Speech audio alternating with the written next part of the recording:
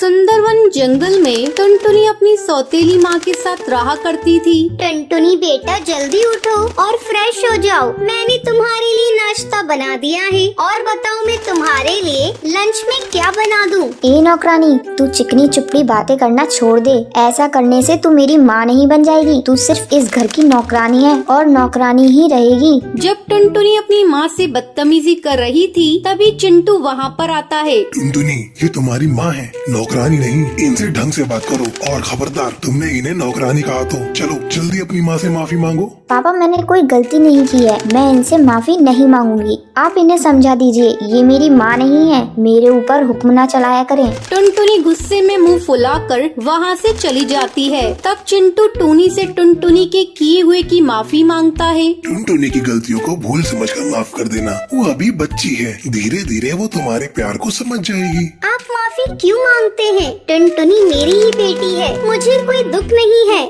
धीरे धीरे समय तेजी से गुजरने लगता है। एक दिन टुनटुनी के स्कूल में फैशन कंपटीशन का आयोजन होता है। तब टुनटुनी घर आकर अपने पिता चिंटू से कहती है, पापा, मेरे स्कूल में फैशन कंपटीशन है। आप एक अच्छे से जूते ला दीजिए। ठीक है, मैं ला दूंगा। अगले दिन चिंटू सुंदर से जूते लाकर टुनटुनी को देता है। पापा, ये शूज तो बहुत ही सुंदर हैं। इस बार तो कंपटीशन मैं ही जीतूंगी। हाँ हाँ बेटा, तुम ही जीतोगी। टुनटुनी बेटा लाओ, ये जूते मैं अच्छे से रख देती हूँ। कंपटीशन वाले दिन जब तुम इसे पहनोगी मैं तुम्हें तैयार करूँगी। नहीं, मुझे तुम पर विश्वास नहीं। अगर मैंने तुम्हें ये जूता दे दिया तो तुम इसे बर्बाद कर दोगी। नहीं बेटा, ऐसी कोई बात नहीं है। मैं तो तुम्हारा हमेशा भला चाहती हूँ। मैं जानती हूँ तुम मेरा कितना भला चाहती हो। अब जाओ, जाकर अपना काम करो। मेरे काम में अड़ंगा मत डालो। पापा, आप मेरे स्कूल आएंगे ना? मुझे बहुत खुशी होगी आपको वहाँ देखकर। लेकिन इस औरत को लेकर मत आइएगा। इतना कहकर टुनटुनी वहाँ से चली जाती है। कंपटीशन वाले दिन जब टुनटुनी तैयार हो रही होती है तभी उसके शूज फट जाते हैं। ये क्या हो गया? मेरा जूता तो फट गया। अब मैं क्या पहन कर जाऊँ? मैं कंपटीशन में हार जाऊंगी।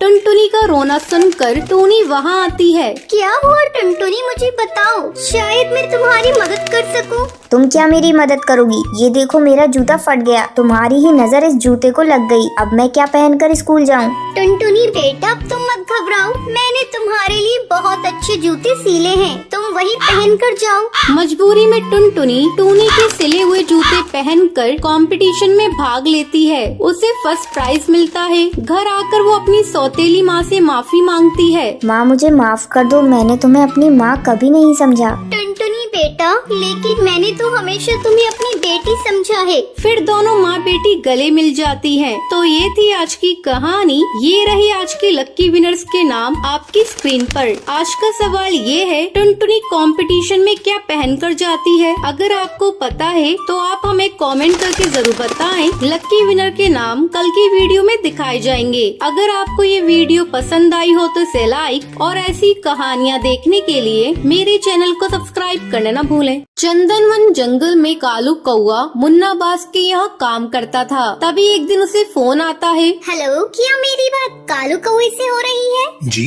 आप कौन? कालू कौए, मैं भरोसेमंद कंपनी से बोल रही हूँ। आपने हमारी कंपनी में जॉब के लिए इंटरव्यू दिया था, आप सिलेक्ट हो गए हैं, लेकिन आपको सुंदरवन जंगल शिफ्ट होना पड़ेगा और आपकी सैलरी पूरे 1 लाख रुपए महीना होगी। ये सुनकर कालू कौआ बहुत खुश हो जाता है और जॉब के लिए हाँ करके अपना सामान पैक करके अगले दिन सुंदरवन जंगल के एक घर में किराए के कमरे में रहने लगता है। तभी उसकी माँ सरला कौवी का फोन आता है। और बेटा कहाँ है? अभी तुझे कमरा मिला या नहीं? माँ, मुझे कमरा मिल गया। जो इस घर का मकान मालिक सोनू कबूतर था, उसे बहुत जल्दी थी यहाँ से दूसरे जंगल जाने के लिए, इसलिए मुझे कमरा जल्दी मिल गया। बेटा, ये वही कमरा तो नहीं जिसके बारे में तूने बताया था?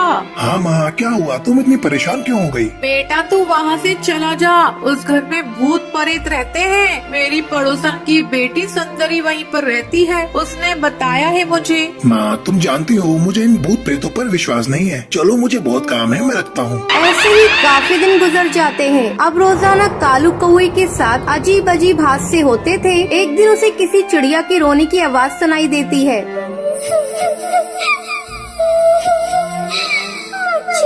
मुझे कोई बचाओ।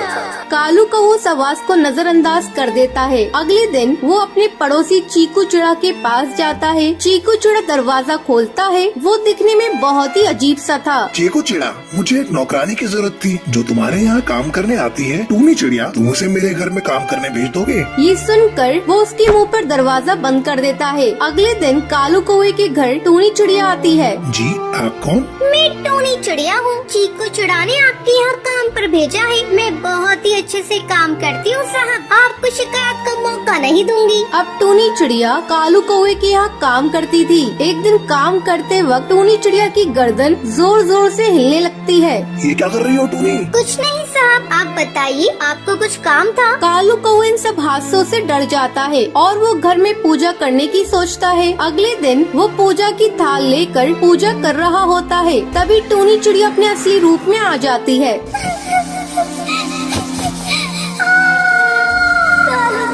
तू क्या कर रहा है? मैं कहती हूँ रुक जा, तुझे नजर नहीं आ रहा? मुझे तकलीफ हो रही है, मेरा पूरा बदन जल रहा है। मैं कहती हूँ रुक जा, वरना इसका अंजाम बहुत बुरा होगा।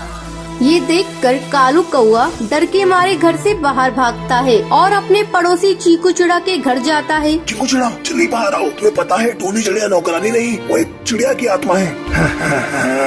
मैं जानता हूँ, क्योंकि वो मेरी ही बीवी टूनी चिड़िया है। मैंने उसे तुझे मारने के लिए भेजा था।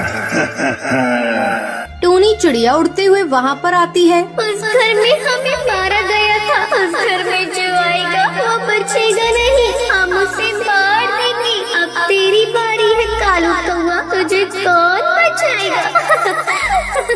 कालू कौवा ये सब देखकर बहुत डर जाता है और जल्दी से उड़ता हुआ अपने घर से गुलाब जल उनके ऊपर डालता है। ये क्या कर दिया? हमारा शरीर जल रहा है, हम तुम्हारे करीब नहीं आ सकते। चीकू चिड़ा, बचाओ मुझे।